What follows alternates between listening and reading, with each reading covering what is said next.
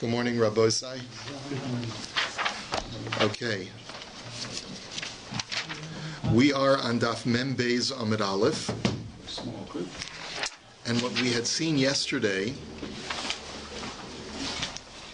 is that we have three different psukim in the Torah that teach us the principle of shlichus, that you can, shlucho shel adam kamoso, that a person's proxy is exactly like the person himself, and whatever my proxy does, it's attributed back to me.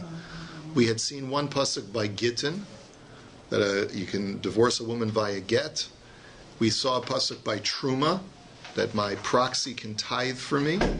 And we had seen a pasuk for the Korban Pesach, that one person can slaughter and take care of the needs of the Paschal sacrifice, which is what we're supposed to be doing today, on behalf of the rest of the Chabura and the rest of the group. And the Gemara had gone into an explanation as to why you need all three texts to teach me, because you wouldn't learn necessarily one from the other. So the Gemara now says, we're about almost like maybe like 2/5 down. Ve'elaha da amar Rav Gidol amar Rav, minayin sheshlucho shel adam kamoso shenamar v'nasiachad nasiachad mimateh. So the Gemara says, but wait a minute, there's another teaching that was taught by Rav Gidol in the name of Rav, who says that there's another pasuk in the Torah that teaches us that shlucho shel adam kamoso, that a person's shliach is like the person.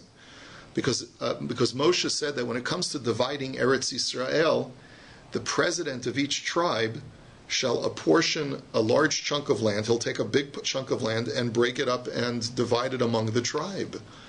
And the question is, how could he take possession on behalf of all of these people? So he said, from here we see that shlucho shel adam kamoso, that the nasi takes possession on behalf of every individual within that tribe. So teipuk shlichus mehacha. Why don't we just learn the law of shlichus from there and dispense with all the other psukim? The Gemara says, "V'tispera da hashlichusu v'haktanim lav b'nei shlichus ninu." So the Gemara says, now hold on just a second. You can't tell me that the mechanism that's being employed for a nasi to take possession of land in Eretz Yisrael on behalf of every member of his tribe is using the mechanism of shlichus, of proxyship, because after all, some of the members of the tribe are minors. And a minor cannot appoint a shaliach; he cannot have a shaliach do his bidding. And therefore the nasi was taking possession on behalf of the minor, not because the minor had appointed him as the shaliach, but rather what? Ela kiha de Rava barafuna, de Amar Rava barafuna, Amar Rav Gidol Amar Rav, minayin shezachin la adam shelo b'fanav, shene'amar v'nasi echad nasi echad. So really, the statement of Rav Gidol was made as follows, and here Rava bar Rav Huna is quoting Rav Gidol, and he's saying that the mechanism is not shlichus, where I appoint someone to do something for me, but rather it's with the principle of zechia. It's a totally different mechanism. I can enact a kinyan on behalf of somebody else if I know that it is meritorious, I know it is beneficial for that person for me to do that for him. I'm not acting as a shaliach, it's a different mechanism. I'm acting as sort of an extension of that person through a totally different mechanism called zechia. And as long as it's meritorious for that person, it works. So therefore you don't learn out from here that shlucha shel adam kamoso. So the Gemara then asks, v'tispera zechusi, ha'chay v'nami ika, d'ika d'nichalei bahar v'lo nichalei bebika, v'ika d'nichalei bebika v'lo nichalei bahar. So the Gemara says, now hold on. When we say that I can do an act of zechia, I can provide benefit for somebody else by making a kinyan for them, that's only true if it doesn't create liability for somebody else. But let's say I have the opportunity to take possession of a large piece of real estate on behalf of multiple interests, multiple individuals. Well, if I take possession for person A over here, which is a mountainous region, I may be creating liability for person B who may have wanted to live in that mountain. And normally the halacha is, and like we're going to learn later on in Bava Metzia, even though zachin la'adam shelo b'fanav, you can create benefit for a person in his absence, but only when it's not chav la'achem, only when it doesn't create liability for other people. If it creates liability for somebody else, that through getting it for him, I'm depriving another person of getting it, so then the whole mechanism of zechia doesn't work. So the Gemara says, Ve'ela kidarava bar Ravuna, Da Amar Rava bar Rav Huna Amar Rav Gidol Amar Rav. So rather, you have to tell me that this pasuk is teaching me a special case of zechia. Normally, when I want to be zocha for an adult, and when I do an act of zechia for adult A, I'm creating liability for adult B, then the zechia doesn't work. But what if, by doing an act of zechia for party A, I create liability for minor B, meaning that the liability that is created is for a minor? So in that situation, the Torah tells me that that kind of zechia is permitted, and that minayin liyasomim shabo lachlok b'nichsei avihen shebeistin ma'amidin lemapotropos l'chov v'lischus. And Rav Gidol's real halacha was stated in the context of the following: let's say we have orphans that want to divide an estate. Now, if these orphans are minors, how can they step forward and say this is what we want? They don't have das yet. So the way the Rambam explains what's going on is that we have a group of orphans. Let's say there are 10 kids in the family. Dad has passed away, and some of the children are adults, and some of the children are minors. The adult children say, we want to divide up the estate. The minors are at a disadvantage because they don't have das. So the Beis Din sets up custodians on their behalf to do the division. So in that situation, the custodians, even though they're acting not as the person, as the heir themselves, but since they're working on behalf of the heir, they can create both benefit and liability for the minor that they are working on behalf of. So the Gemara says, L'chov amai. What do you mean they can create liability? So why would they create liability? That's not the role of a custodian. It's to create only benefit. Ela l'chov al menas l'zuchus. But rather what it means is that they can create liability for another heir by creating benefit for the heir that they are representing. And that's a special chiddush, that when I'm acting on behalf of multiple parties, even though normally I cannot create a zechus for A, which creates liability for B, but if B is a minor, then we permit it. And that's where we learn it out from. Talmud Lomar ben Asi Echad, Nasi Echad mimatet tikachu. We learn it out from this pasuk that each president of each tribe was able to acquire land collectively for his entire tribe and then divide it up among the members of his tribe. And that was doing the act of zechia, even though it created liability for minors in the process of doing that. And of course, I guess for the adults that were involved, the adults would have to be consulted. Which piece of property do you want? It was only for the minors where, the Nasi would say, okay, this kid who belongs from this family gets this parcel of land. And he's not old enough to really decide, but we just give it to him. Let us go weiter. So anyway, the bottom line is that we're not using this pasuk for the law of shlichus. We're using it for the law of zechia, in a special case of zechia for a katan.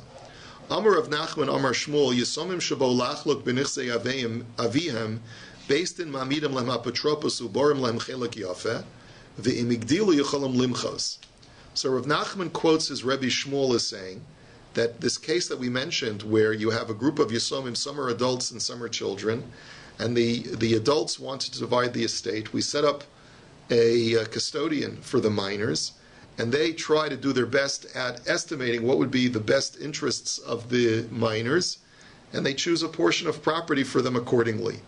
So v'im higdilu yicholam limchos. However, Shmuel had said that if the minor Yisomim grow up and they say, hey, I didn't want this, I would have taken something different, they have a right to reverse the deal.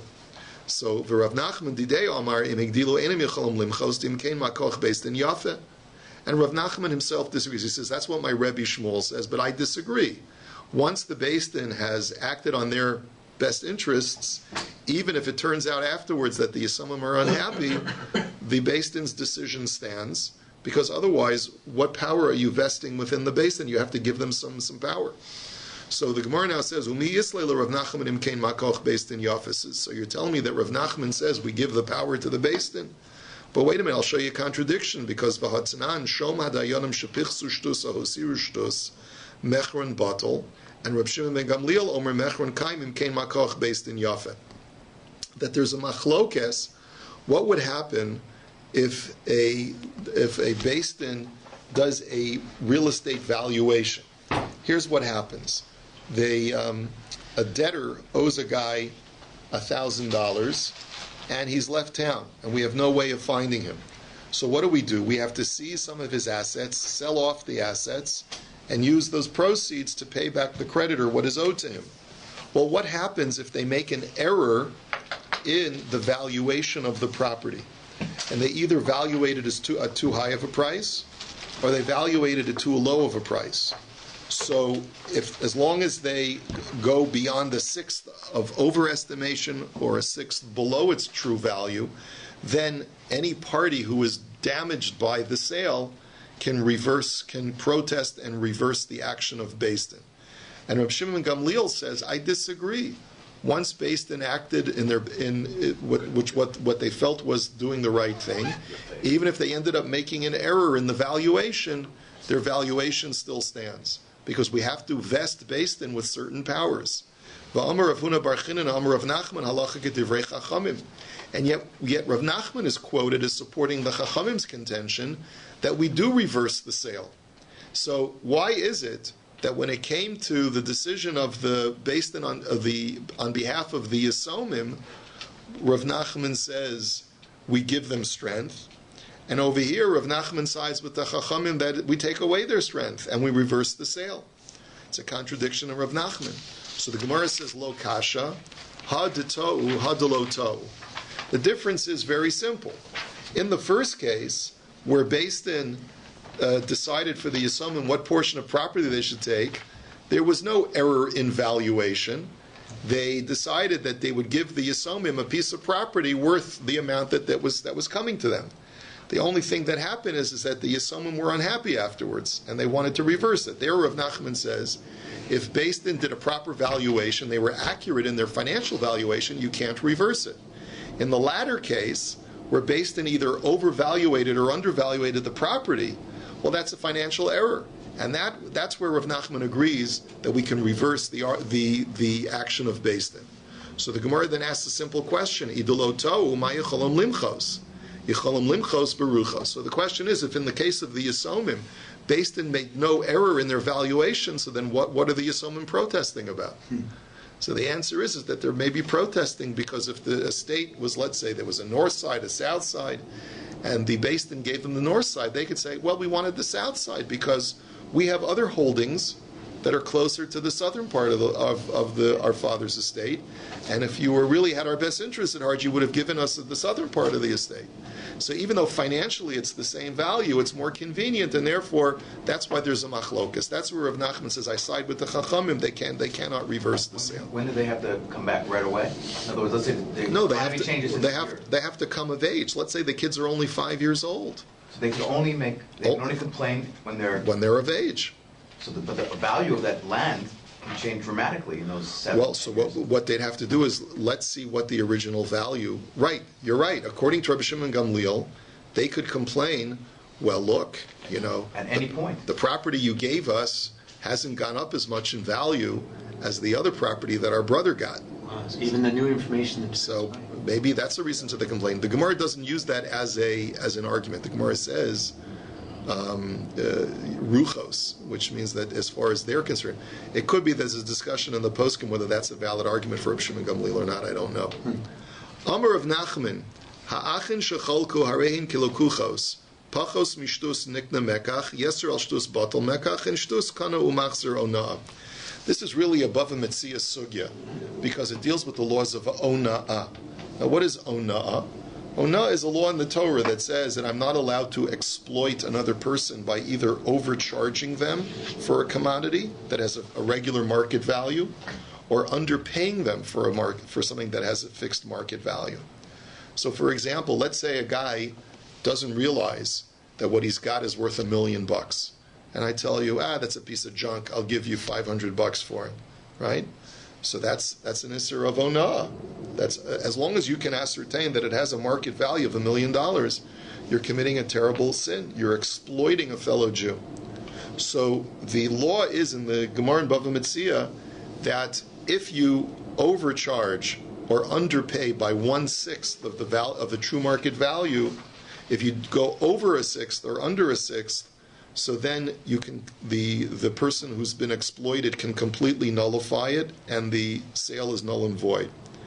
If it's what? The wholesale value or retail value? Whatever, we're not going to get. We'll talk about that another time. But whatever market values, if he could buy it for that amount, another place for over a sixth less, so then he's been considered exploited. But the poskim say that you have to take into account the retail experience and so forth. So that's a different discussion. If the exploitation was less than a sixth, so the object was really worth 100, and I charged him 105, right? So then, even though I may have exploited his lack of his ignorance, but he doesn't have any legal recourse against me. If it's exactly a sixth, right? So, right, however, we're going to calculate that sixth, which is 16.6% usually, but it's 20% depending upon different calculations. But the bottom line is, if it's exactly a sixth, so then I cannot void the sale, but I can coerce the seller who's exploited me to give me back the difference. Okay, but the sale is still valid. Now that's the general law of ona'ah, and what the point of this Gemara is to tell me that when two brothers divide up an estate, and instead of dividing it up equitably 50-50, one brother exploits the other brother and cheats him out of, he takes more than than the other brother, so then the laws of ona'ah still apply. If it's as long as the exploitation was less than a sixth, then there's no legal recourse.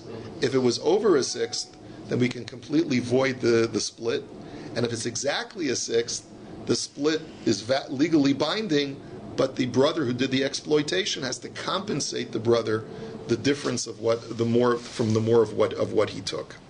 Okay, so now the Gemara says, Amar Rava, Hade Amar Tpachos Mishtus Nikna Mekach, Lo Amran Eladolo Shavye Shaliach.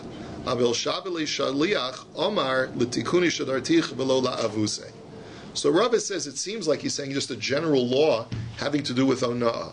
When we deal with the laws of ona'ah and we say that if it was less than a sixth, the exploitation cannot be litigated in court, there's nothing you can do about it, that's only true if it was done directly to me. But let's say I sent a shaliach to go ahead and purchase something, and the shaliach is ripped off less than a sixth.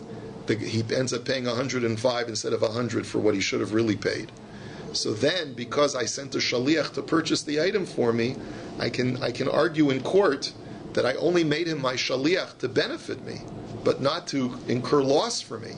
So therefore, I can invalidate the sale, even if there was only a slight overcharge, as long as I sent a third party to do it for me. So v'hade amart yeser mishtus batel mekach lo amran ela de lo amar nifligan b'shuma deveidina aval amar niflog b'shuma deveidina mechron kayim. And another qualification Rava says, when two brothers divide up an estate, and we said that if one brother exploits the other brother more than a sixth, then the other brother can totally nullify the split. That's only true if the arrangement was that we're going to just do it among ourselves. But if they say, let's do it based upon the valuation of the Beis Din, and the Beis Din makes an error, so Rava holds like Reb Shimon ben Gamliel, that if the Beis Din made the error, the Beis Din's error stands legally. And therefore the brother who's been exploited does not have recourse. Ditnan shom hadayanim shepichsu shtus ahosiru shtus mechron batel, and Reb Shimon Gamliel omer mechron kaim, because it goes like Reb Shimon Gamliel, says Rava, that the sale is a valid sale. And next is the third thing Rava says is v'hada amran shtus kanu machzer onaa lo amran ela b'metaltali aval b'mekarki ein ono lekarkos. And if the only time we say that if one party is exploited exactly a sixth, he cannot nullify the sale, but he can demand restitution for the sixth that he was overcharged or exploited for, that's only true when the exploitation took place over chattel. But if it took place over real estate, there's a general din that there's no such thing as ona'ah for real estate. Ona'ah only applies to something that has a fixed market value, that it's like a commodity that you can buy many, like widgets. You can buy a widget down the block, you can buy a widget a mile away, you can buy widgets anywhere. So therefore, you can say that I've been exploited by being overcharged. but every piece of property is unique, right? And therefore, there's no such thing as an overcharge when it comes to property. But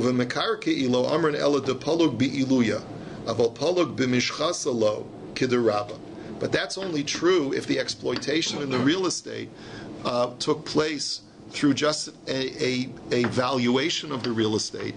And then the argument is, well, you didn't valuate it correctly. Then we say, no, there's no such thing as real estate valuations that can be reversed because there was an overcharge, right, or a misvaluation.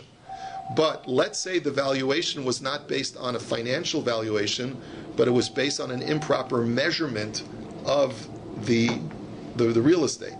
Let's say the error that was made was not because I overvaluated or I undervaluated it, but rather when I used my tape measure, I didn't have my glasses on. And instead of reading it as 106, right, 106, I read it as 100. Or let's say I thought it was centimeters instead of inches, or something like that. I made an egregious error based on measurement. So then, even with real estate, we say that the sale is reversed because it's not made on a basis of a financial valuation that the error was made, but rather based on measurements. The Amar Rabba kol davar shebemida v'shebamishkol v'shebeminyan afilu pachos michdei hana'a nami choser. As Rabba had taught that any item that is where an error is made in its sale based on measurement, then that sale can be reversed, and that sale can be reversed even if it's less than a sixth, because if it's based on faulty measurements, so then any slight error is taken into account. V'haditnan hasholeach es habe'era biad chereshoyte v'katan potem medinei adam v'chayv medinei shamayim shilech biad pikeach chayev. Now let's go on and resume the discussion of shlichus. We had said that if a person takes a torch and puts it into the hand of a person who is of unsound mind, and that person who's of unsound mind goes ahead and lights someone else's field and destroys his property, so the person who sent him is patur, right? But only in a human court. God will hold him accountable. But technically he's patur because he didn't burn it, right? He just knew that eventually this could cause damage, but he didn't cause it directly. It was only indirect causative damage. But if he puts it in the hands of a pikeach, of a regular intelligent person, and he tells the intelligent person, do me a favor, commit an act of arson, he tells Guido, commit an act of arson and burn down my friend's warehouse, right? Oh, my warehouse. Right, or my warehouse to collect the insurance, right? But which might be more common. But in this, the question is, right? You that old joke, right?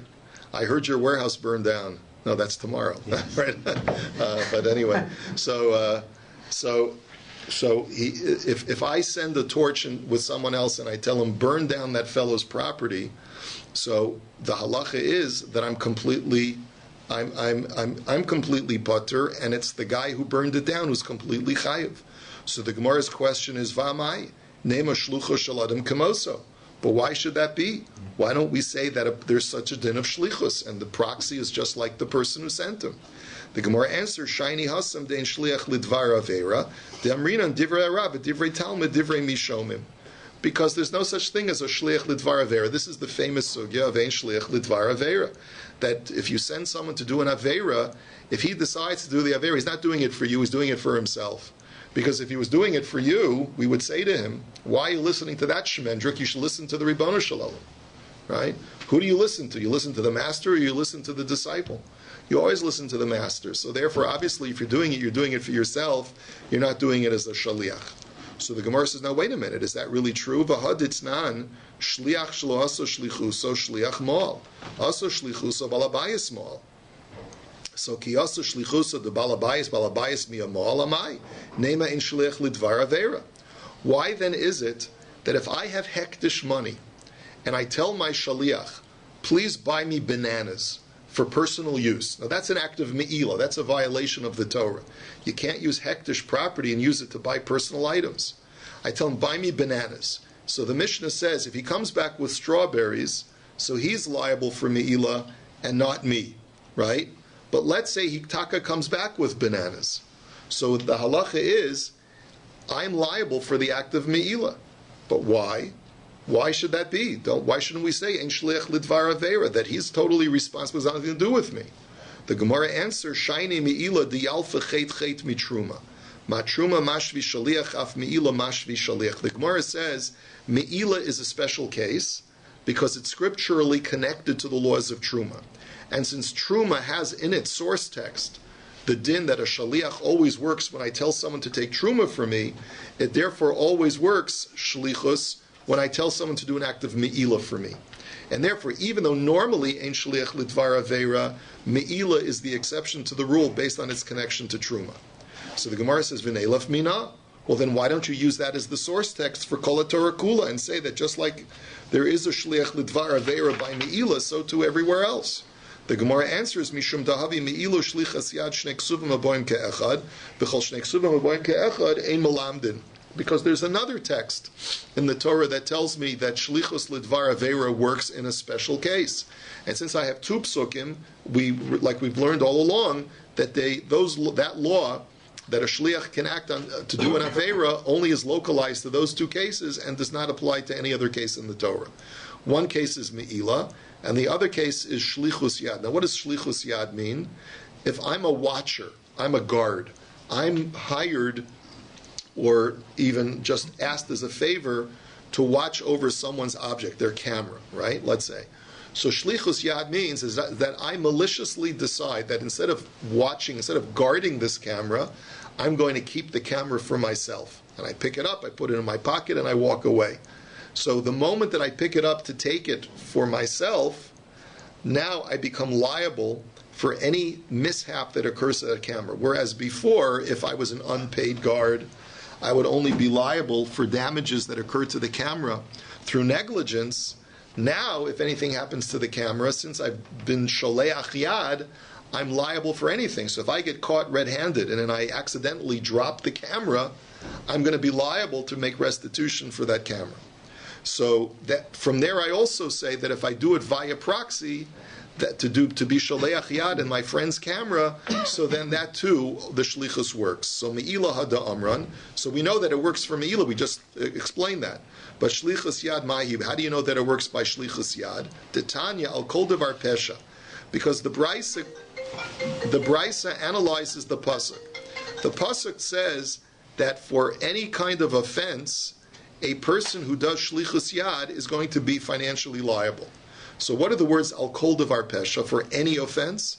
Beishamai omrim l'chayiv ala machshava k'maisa. Beishamai say that what that means is that as soon as I have decided to take the camera, even before I do anything physical with the camera, I immediately become liable.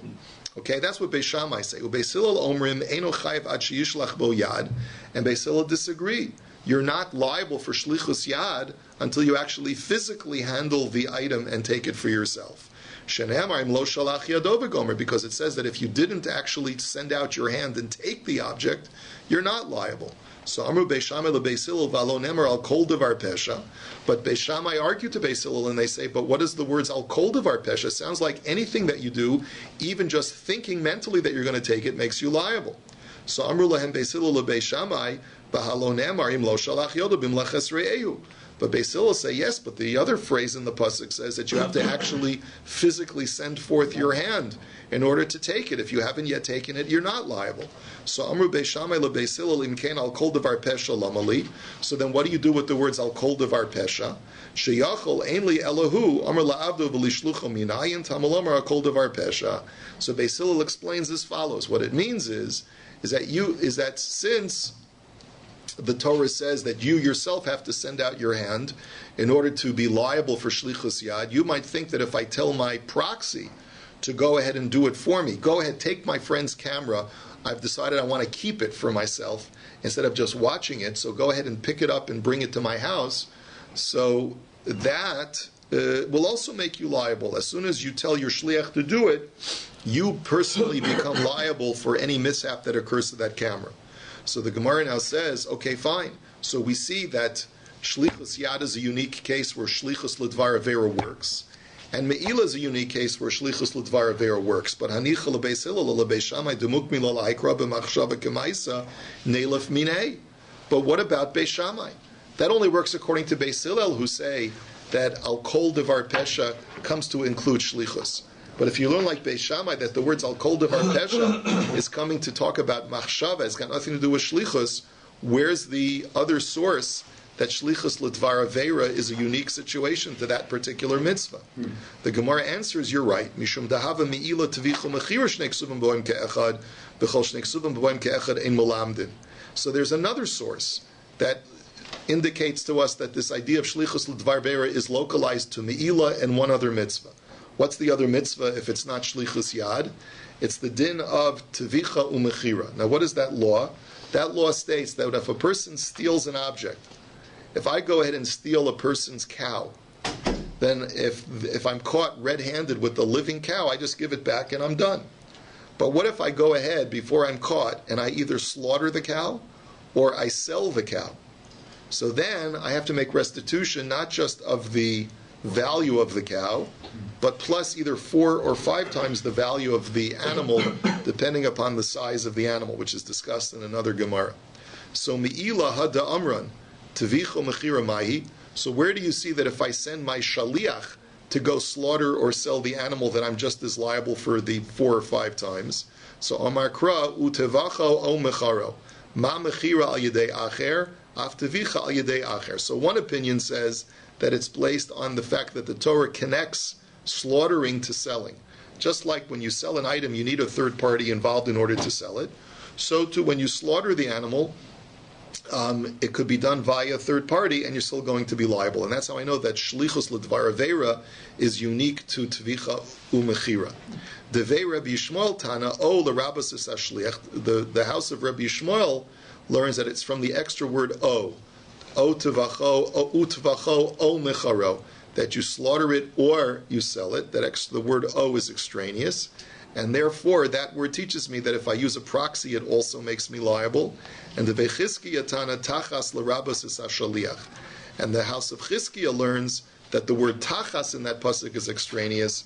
And that's how I know that a Shaliach's actions are attributed back to me, even though it's an Aveira. Okay, this is where we'll hold it for today.